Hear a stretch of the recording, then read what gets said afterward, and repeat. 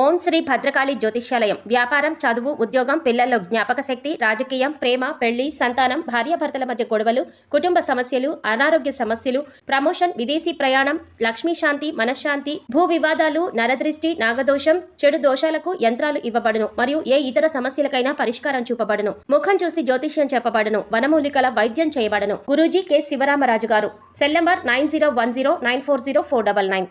ఓం శ్రీమాత్రే నమః. ఛానల్లోకి స్వాగతం అండి. నమస్తే. ఆగస్టు 5వ తారీఖు శ్రావణ మాసంలో మొదటి సోమవారం. శ్రావణ మాసంలో మొదటి రోజు చాలా విశేషమైనదని పండితులు చెప్తున్నారు. లక్ష్మీదేవిని కొలిచేందుకు శ్రావణ మాసం చాలా విశేషమైనదని పురాణాల్లో చెప్పడం జరిగింది. ఇంతటి విశేషమైన రోజున ఈ రాశి వారు అంటే మీన రాశి వారు ఒక శుభవార్తను వినబోతున్నారు. అలాగే ఒక సమస్య కూడా రాబోతోంది. అయితే శ్రావణ మాసంలో మొదటి సోమవారం రోజున మీన రాశి వారి గోచార ఫలితాలు ఎలా ఉండబోతున్నాయో ఈ రోజు ఈ వీడియోలో వివరంగా తెలుసుకుందాం. ఎన్నో రోజుల నుంచి నలిగిపోతున్న ఒక సమస్య నుంచి ఈ రోజున మీన రాశి వారి జాతకులకు విముక్తి కలుగుతుందని చెప్పాలి. మీరు అస్సలు ఊహించని విధంగా ఈ రోజున ఈ వార్త మిమ్మల్ని చేరుకుంటుందని, నిజంగా ఈ వార్తను తీసుకుని ఒక వ్యక్తి మీ జీవితంలోకి రాబోతున్నారు. ఆ వ్యక్తి దగ్గర నుంచి మీకు ఈ రోజు డబ్బు అందబోతోంది. అంతేకాకుండా అసలు ఏం జరగబోతోంది, మీ ఇంటి వద్దకు వచ్చి స్వయంగా డబ్బు ఇవ్వబోతున్నారు, ఎటువంటి పరిస్థితులు కలగబోతున్నాయో తదితర పూర్తి వివరాలు అన్నీ కూడా మనం ఈ వీడియోలో తెలుసుకుందాం. కానీ అంతకంటే ముందుగా మీరు కనుక మన ఛానల్ని ఇప్పటి వరకు సబ్స్క్రైబ్ చేసుకోకపోతే వెంటనే సబ్స్క్రైబ్ చేసుకొని పక్కనే వచ్చిన బెల్ ఐకాన్ నొక్కి ఆల్ సెలెక్ట్ చేసుకుంటే మేము ఇలాంటి వీడియోస్ అప్లోడ్ చేయగానే ముందుగా మీకు నోటిఫికేషన్ వస్తుంది. అలాగే వీడియోని ఎక్కడా కూడా స్కిప్ చేయకుండా చివరి వరకు చూస్తేనే మేము ఏం చెబుతున్నామో మీకు పూర్తిగా అర్థమవుతుంది. ఈ వీడియో మీకు నచ్చితే లైక్ చేయడం మర్చిపోకండి. అయితే మీన రాశి రాశి చక్రంలో 12వ రాశి. పూర్వభాద్ర నక్షత్రం 4వ పాదం, ఉత్తరాభాద్ర నక్షత్రం 1, 2, 3, 4 పాదాలు, రేవతి నక్షత్రం 1, 2, 3, 4 పాదాల వారు మీన రాశికి చెందిన వారై ఉంటారు. మీన రాశికి అధిపతి గురువు. అయితే మీనరాశి జాతకులు చాలా మంచి వ్యక్తులు. వీరి యొక్క మనస్తత్వం ఎప్పుడు అందరికీ ఆదర్శవంతంగా ఉంటుంది. వీరిని చాలా మంది రోల్ మోడల్ గా తీసుకుంటారు. సమాజంలో వీరికి పరపతి ఎక్కువగా ఉంటుంది. వీరి ఆలోచనలు బ్రహ్మాండవంతంగా ఉంటాయి. అందరి మెప్పు, ఆకర్షణ పొందే విధంగా వీరి ముఖ వర్చస్సు కూడా ఉంటుంది. 10 మందిలో 7 ఎల్లప్పుడూ వీరి మాటలను శిరసావహిస్తూ ఉంటారు. మీనరాశి జాతకులను పరపతి, పలుకుబడి ఎక్కువగా ఉన్న జాతకులుగా చెప్పడం జరుగుతుంది. భగవంతునికి ఎంతో ఇష్టులైన వారు మీనరాశి జాతకులు. ఎందుకంటే వీరికి అన్ని సద్గుణాలే: దానగుణము, క్షమాగుణము, పరోపకార బుద్ధి, ఇతరులు కష్టంలో ఉంటే ఓర్వలేనితనము, తనకు ఉన్నదంతా ఇతరులకి దానంగా ఇచ్చే ఔదార్యము, చిన్నవారినైనా పెద్దవారినైనా కూడా ఎల్లప్పుడూ గౌరవించే తత్వం, ప్రతి ఒక్కరికి కూడా తగిన సహాయ సహకారాలు అందించే తత్వం, అందరికీ కూడా వీరి తలలో నాలుకలా ఉంటారు.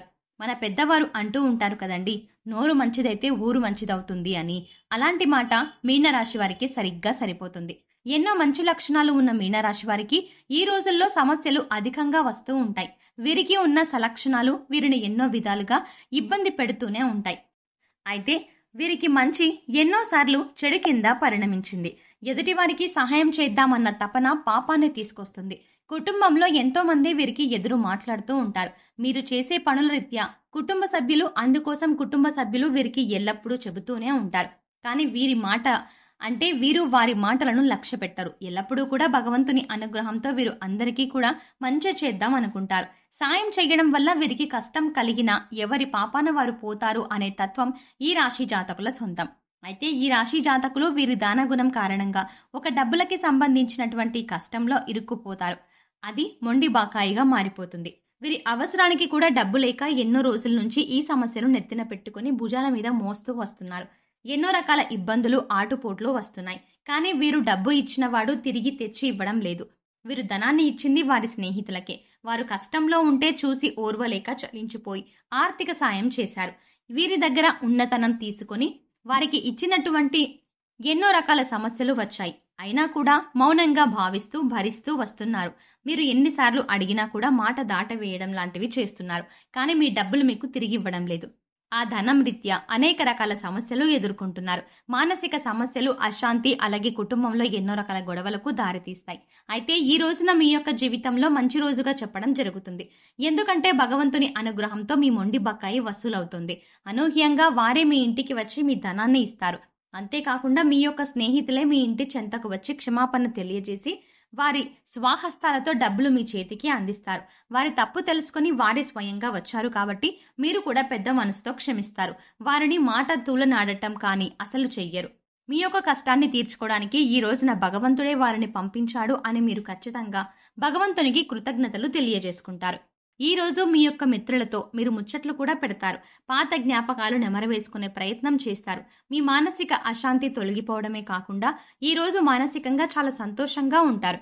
ఈ రోజున వారితో కలిసి ఈ రోజున విందు వినోదాలతో కూడా పాల్గొంటారు. అయితే మీనరాశి వారి జాతకులకు మంచి వెనుక చెడు వెనక మంచి ఖచ్చితంగా జరుగుతుంది. ఇది జీవిత సత్యం. ఈ విషయం తెలుసుకోండి. ఎవరు ఎన్ని రకాలుగా మాట్లాడినా కూడా మీరు మానసిక స్థైర్యాన్ని కోల్పోవద్దు. మీ మనసు చెప్పిందే ఖచ్చితంగా వినండి. ఈ రోజున మీ స్నేహితులు మిమ్మల్ని క్షమించమని కోరడంతో మీ మనసు ద్రవించిపోతుంది. వారి యొక్క కష్టాలు తెలుసుకొని ఈ రోజున చలించిపోతారు. మీరు ఇవ్వలేకపోవడానికి గల కారణాలు ఏమిటో వారు మీతో కూర్చొని పూసగుచ్చినట్టు వివరిస్తారు. వారు కావాలని అలా చెయ్యలేదని, పరిస్థితులు అలా కలిసి వచ్చాయని క్షమించమని ప్రాధేయపడతారు. అయితే మీరు పరిస్థితులను అర్థం చేసుకోగలుగుతారు. ఇక ఈ రోజు నుంచి అయినా మీనరాశి జాతకులకు ఒకటి చెప్పడం జరుగుతుంది. తనకు మాలిన ధర్మం అస్సలు పనికిరాదు. మీరు ఇచ్చే ముందు ఆచితూచి వ్యవహరించండి.